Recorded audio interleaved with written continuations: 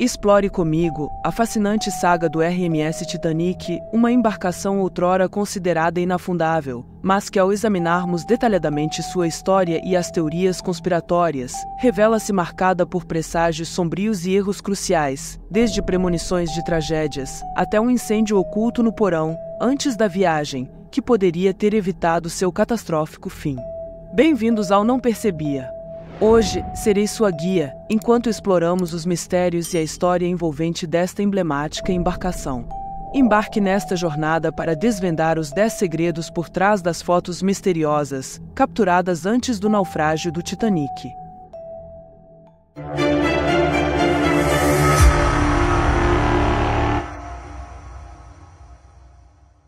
Número 10. O amuleto de boa sorte do navio. Esta é uma foto de Jenny, a gata a bordo do Titanic. Sim, além dos passageiros, havia animais a bordo, ou melhor, apenas cachorros de estimação. Jenny estava entre os passageiros animais do Titanic, mas não estava com os passageiros.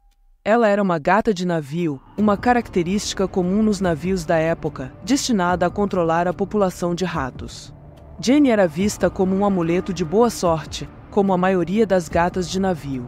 Afinal, elas mantinham os roedores afastados e eram fofas de se ver, enquanto passeavam pelo navio sem restrições, como se fossem donas da embarcação. Não há notícias se Jenny afundou com o Titanic. Enquanto muitos acreditam que ela pereceu junto com as outras vítimas humanas da tragédia, outros acreditam que Jenny previu a tragédia do Titanic. Ela é considerada ter embarcado no Titanic, enquanto ele estava atracado em Belfast, fazendo sua casa na cozinha, em abril de 1912, pouco antes do Titanic partir em sua viagem condenada. Jenny teve filhotes e dizem que ela os tirou do navio, um por um, quando o Titanic atracou em Southampton. Mulhola, ao ver a gata escolher relocar seus filhotes, optou por deixar o Titanic e partir sem ele. Ele afirmou que Jenny deve ter previsto o desastre. Talvez seu instinto materno a tenha salvado, e pelo menos, este é o que os contos populares afirmam até hoje. A verdadeira história de Jenny permanece envolta em mistério. Número 9. A maldição da múmia. Esta múmia de aparência sinistra é conhecida como a múmia azarada. Houve alegações de que ela causou o naufrágio do RMS Titanic. Este artefato não é uma múmia real, mas sim uma placa de múmia, ou caixão interno de madeira pintada, datada do final da 21ª ou início da 22ª dinastia. Agora está no Museu Britânico, catalogada como EA 22542. A história diz que a placa da múmia representa uma mulher de alto escalão, envolvida em rituais de música do templo. Ela fazia parte da carga no Titanic, em sua viagem inaugural e final. Número 8. Quase colisão em Southampton. Este navio não é o RMS Titanic, mas sim o New York. Isso pode ter sido um dos fatores que lentamente empurrou o Titanic para mais perto de seu destino condenado. Na manhã de 10 de abril de 1912, quando o RMS Titanic estava saindo de Southampton para sua viagem inaugural, o tamanho enorme do Titanic e a força de suas hélices causaram uma situação inesperada e perigosa. O RMS Titanic estava navegando a 6 nós, quando passou pelo New York e o Oceanic, que estavam amarrados juntos. O SS New York foi acidentalmente desalojado de seu berço pela deslocação de água criada pelo movimento do Titanic. Como resultado, o New York começou a se aproximar do Titanic, apresentando um risco real de colisão. A rápida ação do capitão Smith, auxiliado pelo piloto George Boer no rebocador Vulcan, evitou com sucesso o que poderia ter sido um início desastroso para a jornada do Titanic. Esse incidente, que atrasou a partida do Titanic, foi visto por alguns como um sinal inquietante do que estava por vir. Número 7. O cancelamento de J.P. Morgan. J.P. Morgan está entre as pessoas mais proeminentes que cancelaram seus bilhetes e não apareceram na viagem inaugural do RMS Titanic. No entanto, seu cancelamento de última hora levou a teorias sombrias.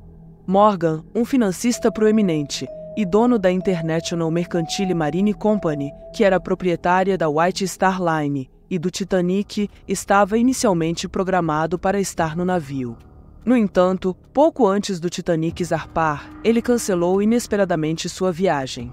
Várias explicações para essa mudança de planos foram sugeridas, incluindo problemas de saúde e o desejo de continuar sua estadia na França, possivelmente para relaxar em um spa, com sua amante. Embora não tenha sido visto como algo suspeito, até o Titanic afundar, J.P. Morgan era uma figura proeminente e seria de se esperar que ele quisesse socializar com outros no navio. Muitos acreditam que ele poderia ter conhecimento do destino do RMS Titanic.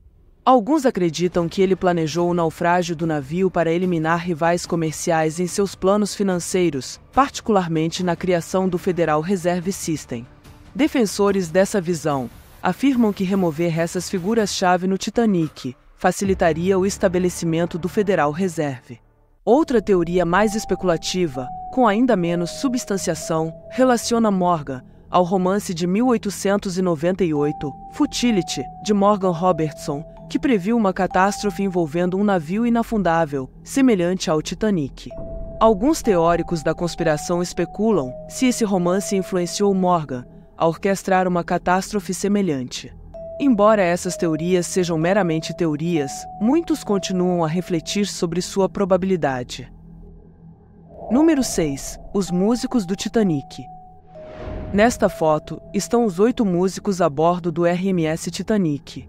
Se você já leu sobre a tragédia do Titanic, é provável que já tenha encontrado seus nomes antes.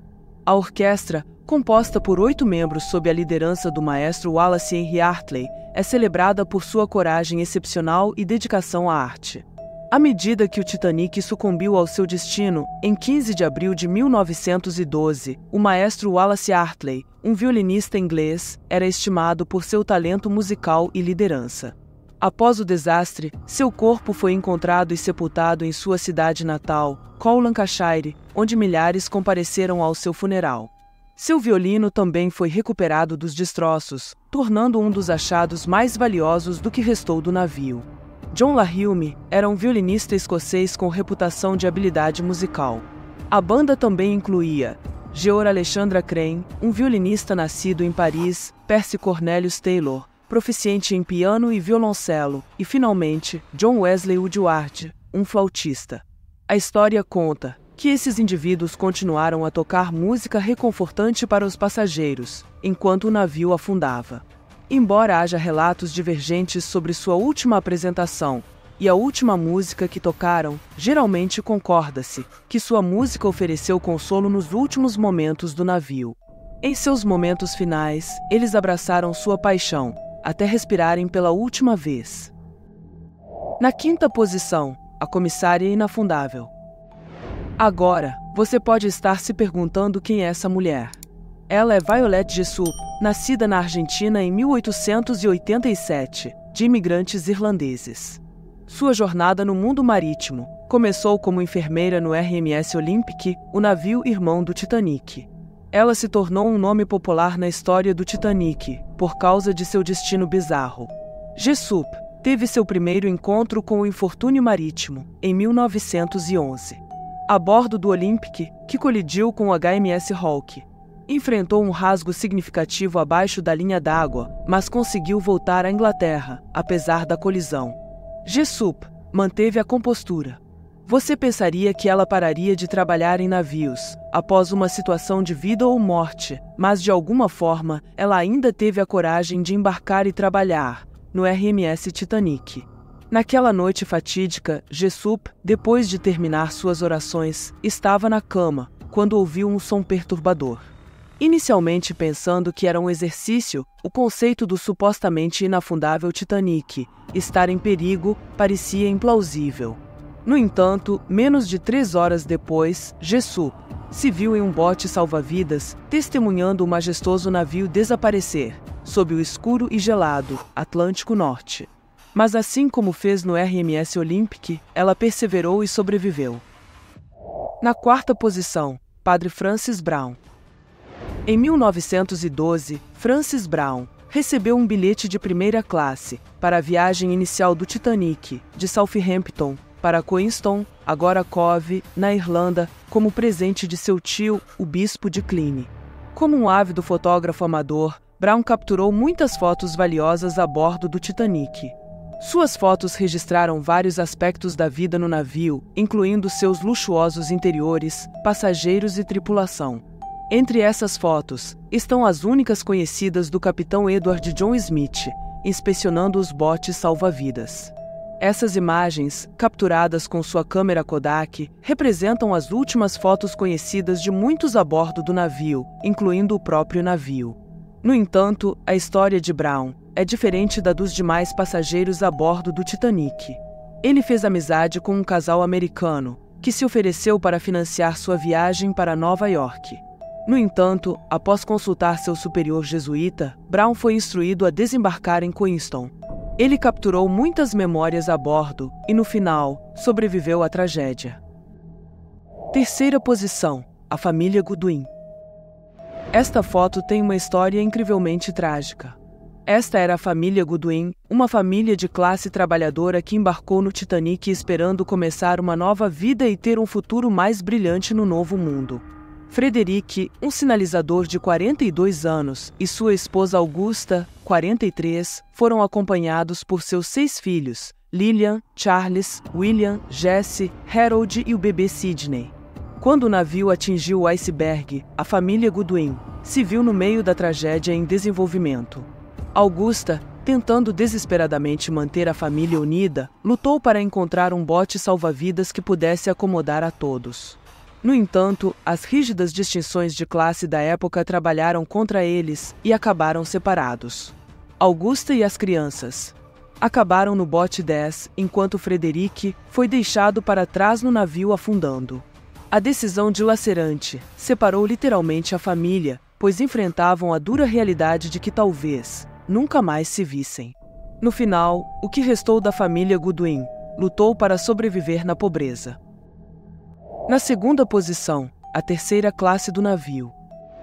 Com o número de filmes criados após a história do RMS Titanic, é conhecimento comum que o navio foi o epítome do luxo, pelo menos em suas seções de primeira classe.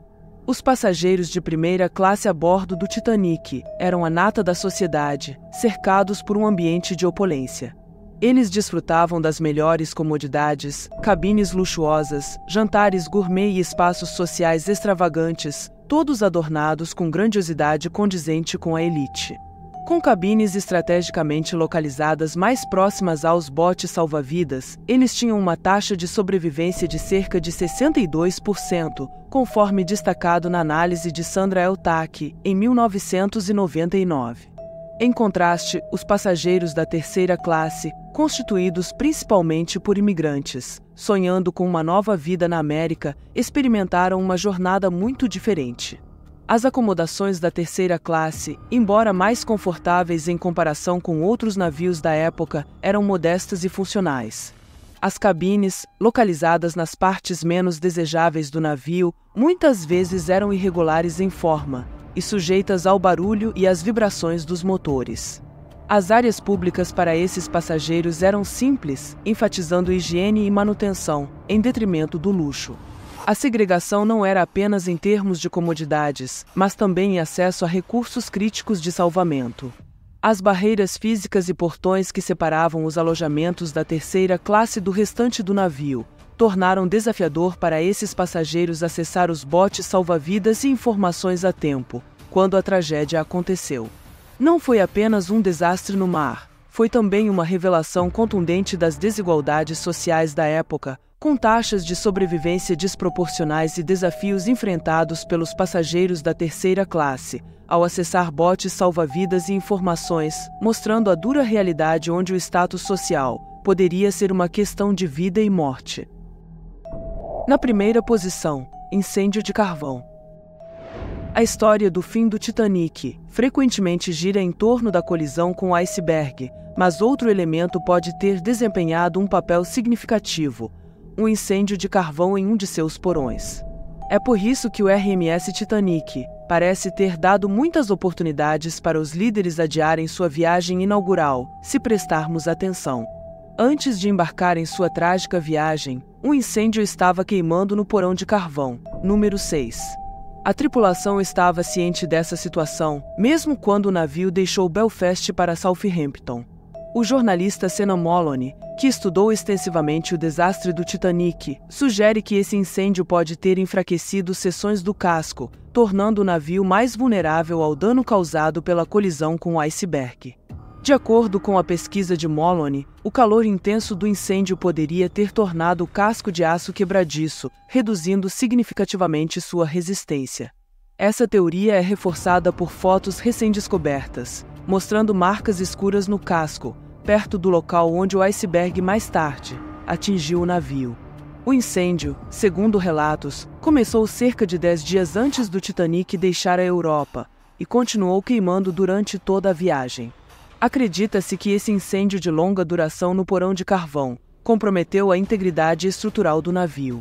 Curiosamente, os oficiais na época do desastre sabiam do incêndio, mas aparentemente minimizaram sua influência na investigação original sobre o naufrágio do Titanic. No entanto, alguns especialistas argumentam que a localização do incêndio e os danos vistos em fotografias não estão alinhados, sugerindo que o incêndio não contribuiu significativamente para o naufrágio. Eles destacam que incêndios em porões de carvão não eram incomuns em navios dessa época e que o fogo foi contido e extinto antes da colisão com o iceberg. Então, qual desses mistérios você considera o mais assustador? Deixe-me saber nos comentários abaixo. Esse foi o vídeo. Se gostou do conteúdo, deixe seu like e sua inscrição no canal. E agora, o YouTube te recomendou esse vídeo na sua tela. Assista para fazer parte das nossas próximas descobertas. Até a próxima!